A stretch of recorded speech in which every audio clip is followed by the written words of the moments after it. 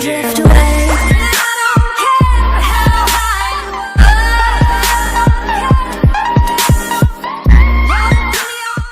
What is up, guys and gals? Dark Optimus here, back at it again with another video. Today I want to talk to you guys about the PS4 Pro and what I think about it. So let's get right into it. Let me tell you right now, I'm really not that impressed with the PS4 Pro.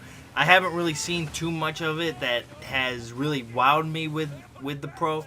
I did pop in some Uncharted, as you can see here, some Uncharted 4 gameplay. It does look a little bit better, but it's not so impressive that it's gonna blow your mind. You're not gonna be like, oh my god, I have to go out and buy a PS4 Pro. You're not gonna do that. But I am actually excited that I did get a PS4 Pro, because I'm actually going to be able to see my games a little bit better on my 4K TV. My games are going to look a lot better. That's one of the reasons why I got the PS4 Pro, is because that I have a 4K TV is the reason. Like, I wanted to see my games to be better than the vanilla PS4. So what I'm thinking is that over time these games will start to look a little bit better and a little bit better and a little bit better. Basically, like Uncharted 4 looks actually a little bit better than it does on the vanilla PS4 Pro. I'm guessing Horizon Zero Dawn is going to look a lot better on the PS4 Pro than it does on the vanilla. I'm not too sure. I don't know yet. I haven't really seen too much of a difference from the PS4 vanilla to the PS4 Pro. What I do like is the fact that there, is a 1 terabyte hard drive. Things like that help you with your, storage and things. Another thing that I like about it is that actually the design is really not that bad. A lot of people I know were touting that the design was trash. It looks like a cake. It looks like something, like a Whop, like a freaking Big Mac. It really doesn't look that bad. It looks pretty sexy, to be honest. When you see the PS, it right in the middle, it's like gold. It just makes it look, kind of cool. With the light right down the middle of the little stacks. It's not, like how it was on the side. It's actually like right on the front of the console this time, which isn't bad. I like that. I think that's pretty cool. Something that they added to make it look a little bit better. Now the controller is the same lifetime and everything like that. The only thing is that it has a little bit of a clear strip that lets you see when your battery's gonna go dead, or to see the colors if you're gonna have like another person in the room or whatever playing the games with you.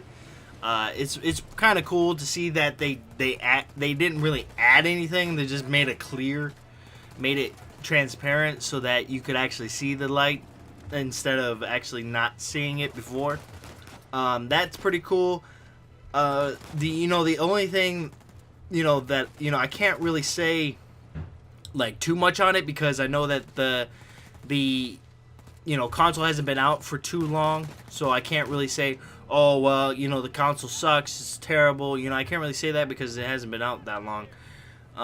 But at the end of the day, I think that the PS4 Pro, if you're really wanting to get one, I'd hold off on it.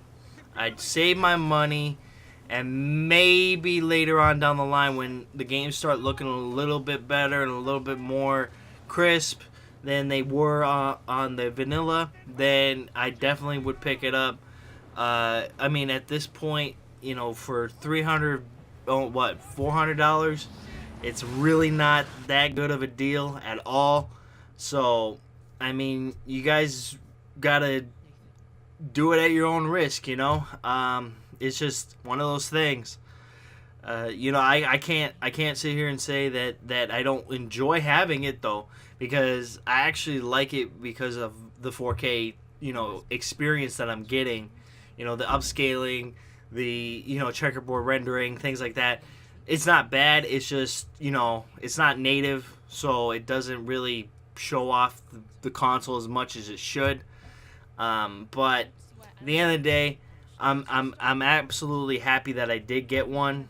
But for a lot of you out there who are, thinking about not, you don't really know if you're gonna get one or not.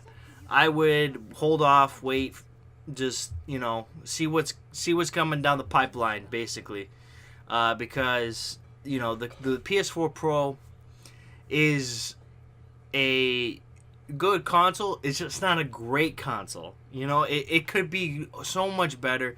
There's just so much that they could have put into it, and they didn't. And that's the only thing that bothers me, I think, the most, is that there's so much potential for it that they didn't decide to, put some type of 4K Blu-ray, player in it.